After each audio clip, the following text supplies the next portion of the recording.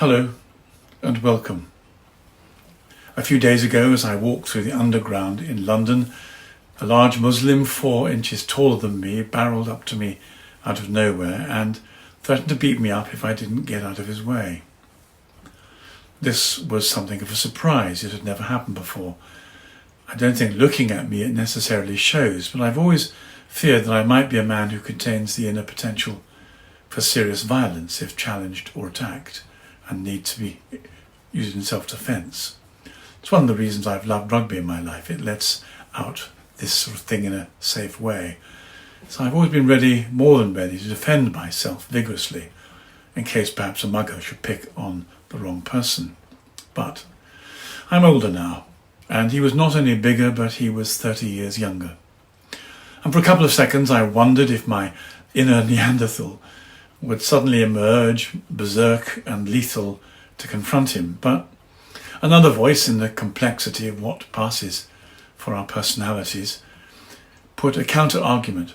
Should I risk a broken nose and a painful dental bill? Should I risk a knife? Should I risk my pride?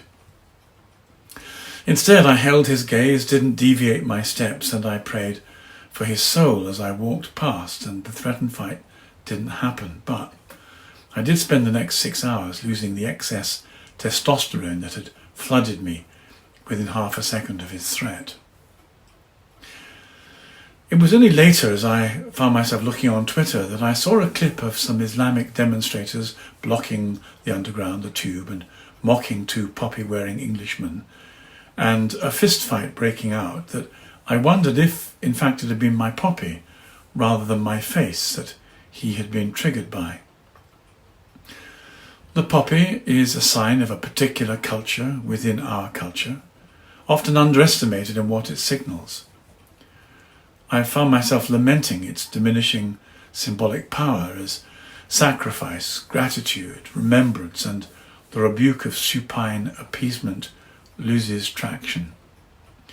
One of the strange side effects, though, of uncontrolled immigration and the presence of so many more Muslims amongst us is, and in increasing large numbers, is that the power of the poppy seems to have been recently refreshed. At least it seems to be having an effect. But why? We may be about to experience a clash of cultures so dramatic and severe that most people won't have even given the possibility much thought, let alone what strategy might be employed once it happens. Islamic and Palestinian leaders across the world and in Western cities have been organising demonstrations to express their anger against Israel.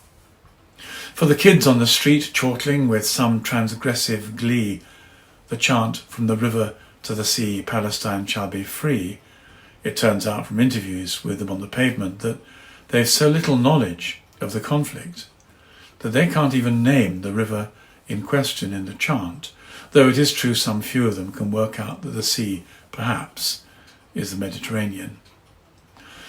The fact that American youth have been found to be so enthusiastically supportive of a Palestinian cause whose history they know nothing of, that the competing claims are rooted in, has been traced to the influence of critical race theory. Palestinians have been cast as black and Jews as white, and in CRT, as you know, the oppressed black Palestinians need no further justification than the fact they claim to be oppressed, to become morally untouchable in all they do. So it's a question of 2 legs good, 4 legs bad. Palestinians good, Jews bad. In the UK, though, the antipathy to the cenotaph and the poppy expressed by these Islamic pro-Palestinian demonstrators as they graffiti them locates the clash in an antipathy to anti-Muslim culture as they see it. These are prayer meetings to flood Whitehall with scores of thousands of praying Muslims kneeling in the road outside Downing Street, bringing political London to a halt, was quite as much a show of power as it was of piety. For many of us, the quest for a narrative to explain the seismic shifts that have taken place since the end of the Cold War have revolved around 3 particular schools of thought. The first, Francis Fukuyama's The End of History, suggested that free market liberal capitalism had triumphed and that the Marxist challenge had just burnt out.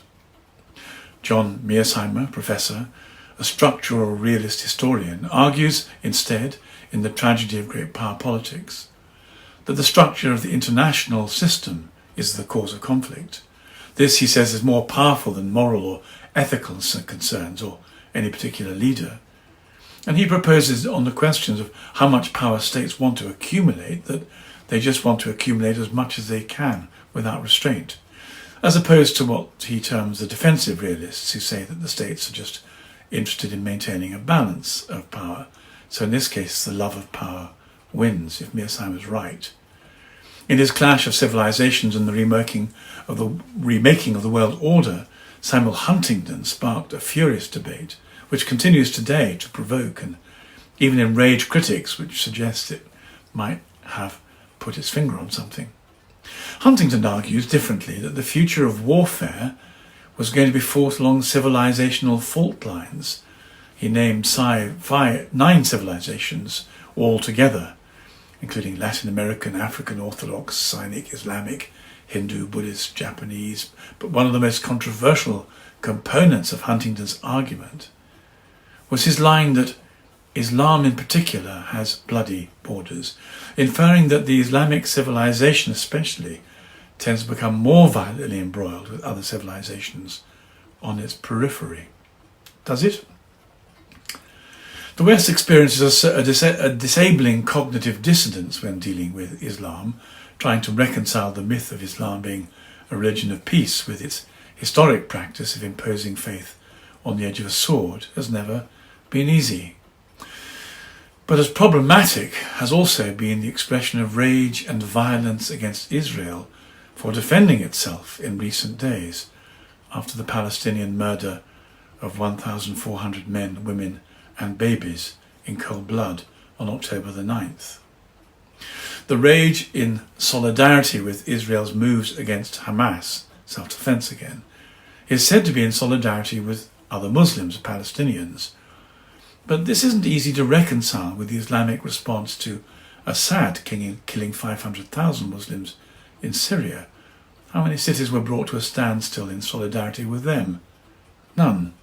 How many cities were brought to a standstill after 230,000 Muslims died in a conflict in Yemen?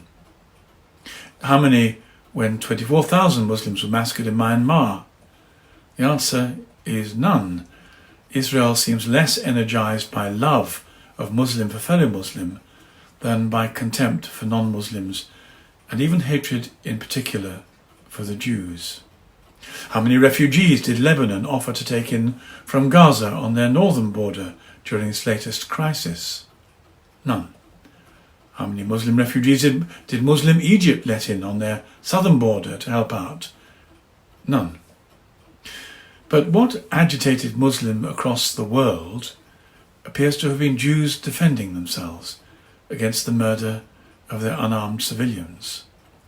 What emotions, what spirit, what character have you seen on the faces of those demonstrating across the Western cities as they've called for jihad and a new gassing of the Jews? Let me leave it to you to answer that question for yourself. But if we ask how the 3 interpretative narratives help us with our assessment of the direction that our culture is taking, well, what do we find? Fukuyama has simply been proved to be lamentably mistaken with his explosion of neo-Marxism in cultural form as cultural Marxism re-emerges. Mearsheimer has been proved alarmingly right in his prophesying of the Ukrainian conflict, engendered as he has it by the unbridled expansionism of NATO and the EU. And while intelligent society tried to rubbish Huntington because of his view of Islam and the fact it ran counter to the soft, soapy idealism of multiculturalism, the present conflict demands we revisit his thesis. For the Islamic rage directed towards poppies and cenotaphs, as well as anything Jewish, suggests that Huntington may be right. The great flaw in the defence of Western civilization appears to be that it's abandoned the faith that created it, Christendom. It voluntarily and energetically orphaned itself from Catholicism and Christianity.